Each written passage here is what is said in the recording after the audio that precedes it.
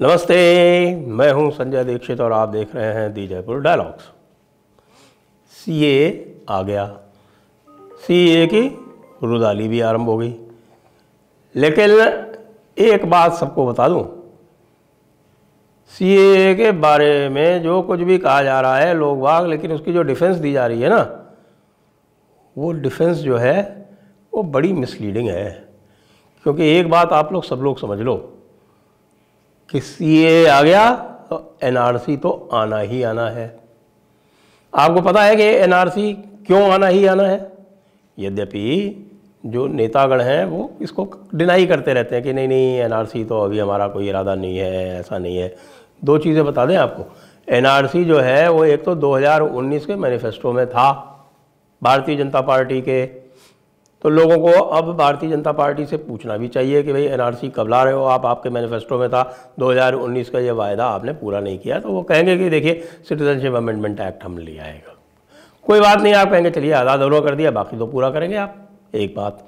दूसरी बात संभवतः जो आपको पता नहीं है, जो और मैं आपको बताने जा रहा हूँ उसको ध्यान से सुने। एनआरसी के लिए सरकार को किसी भी प्रकार का नया कानून लाने की आवश्यकता नहीं है। क्यों नहीं है? क्योंकि एनआरसी तो सरकार 2004 में ही ले आई थी।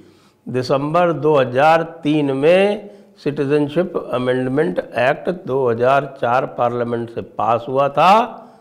सिटीजनशिप अमेंडमेंट एक्ट 2003 पास हुआ था और उसको जनवरी 2004 में राष्ट्रपति की मंजूरी मिल गई थी। और वो क्या है, आप लोगों को जिसको ध्यान नहीं हो उसको मैं आपको बता देता हूँ। आप सीधे सीधे गूगल कर लीजिए section 14A citizenship act. Citizenship act का सेक्शन 14A वो क्या कहता है, थोड़ा सा पढ़ के सुना दूंगा आपको तो आपको भी वो हो जाएगा। क्या कहता है 14A? Issue of national identity cards. The central government may compulsorily register every citizen of India and issue national identity card to him.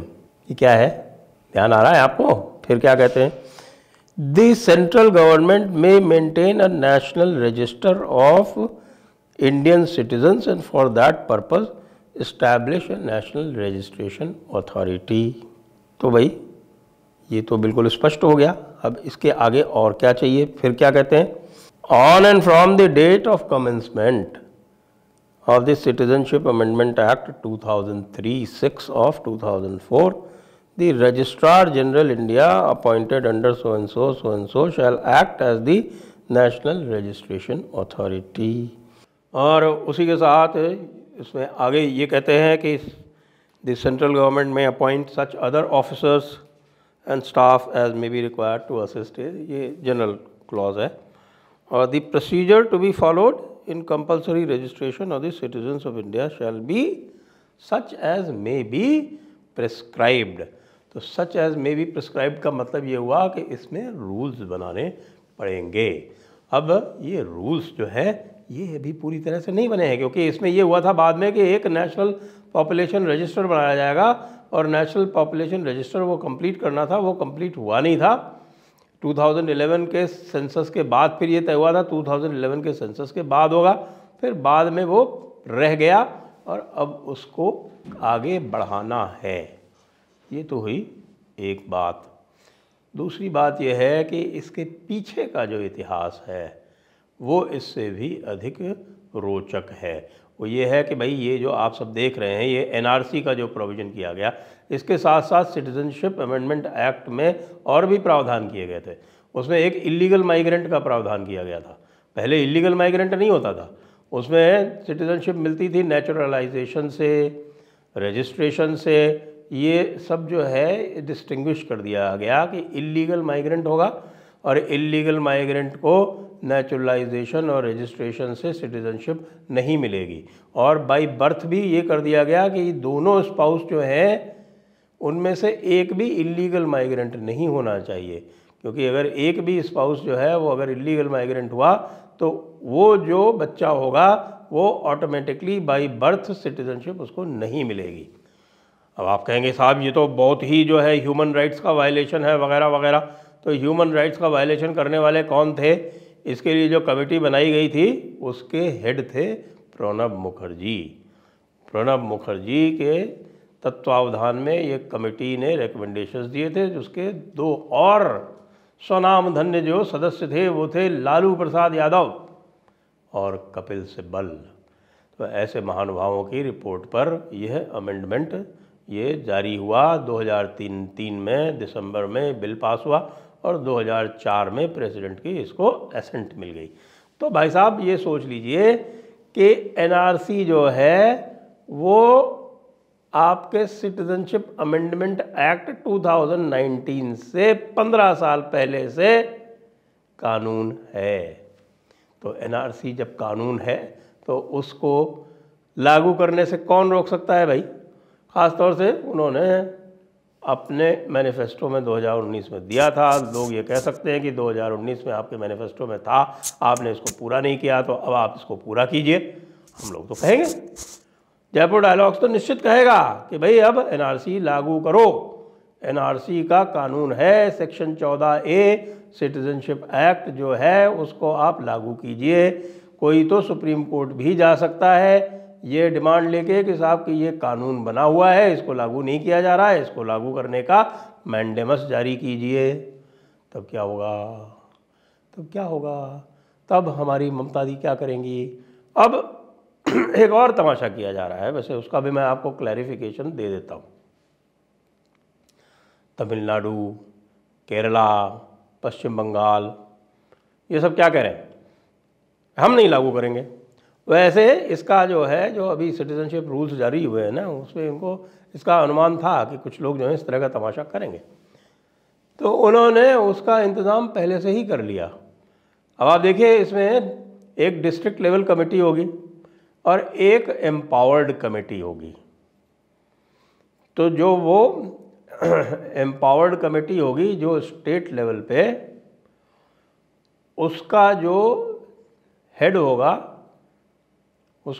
होगा वो एक सेंट्रल गवर्नमेंट का ऑफिसर होगा। बताया जा रहा है कि जो स्टेट का जो पोस्ट मास्टर जनरल होगा वो उसका हेड होगा। इसी तरह से डिस्ट्रिक्ट लेवल पे भी जो हेड पोस्ट मास्टर होगा वो उसका हेड होगा। तो भाई साहब इन लोगों को तो आउट कर दिया। बाकी जो उसके मेंबर्स हैं वो सारे के सारे सेंट्रल गवर्नमेंट के ऑफिसर्स हैं। डीएलसी के भी, डिस्ट्रिक्ट लेवल कमेटी के, उसमें सिर्फ एक रिप्रेजेंटेशन है डिस्ट्रिक्ट मैजिस्ट्रेट के nominated an officer nominated by the district magistrate not below the rank of नायब तहसीलदार। इसी तरह से स्टेट लेवल पे भी एक जो एम्पावर्ड कमेटी है वो ये इसमें somebody nominated by the state government. अब और सेंट्रल लेवल पे भी तो पूरा का पूरा है ही, वहाँ पे एमएचए ही डील कर रहा है, सब कुछ कर रहा है। तो जब ये एम्पावर्ड कमेटी बन गई, वो भी सेंट्रल गवर्नमेंट के ऑफिसर्स के द्वारा, डिस्ट्रिक्ट लेवल कमेटी बन गई, वो भी सेंट्रल लेवल के ऑफिसर्स द्वारा। एम्पावर्ड कमेटी जो है, वो जो मेन एम्पावर्ड कमेटी है वो सेंट्रल लेवल पे ही है। तो अब आप हमें बताएं कि ये जो सारा का सारा तमाशा बना रखा है कि हम नहीं लागू करेंगे और वो लागू करेंगे और ये नहीं करेंगे, तो उसका अब आगे जाके क्या होगा?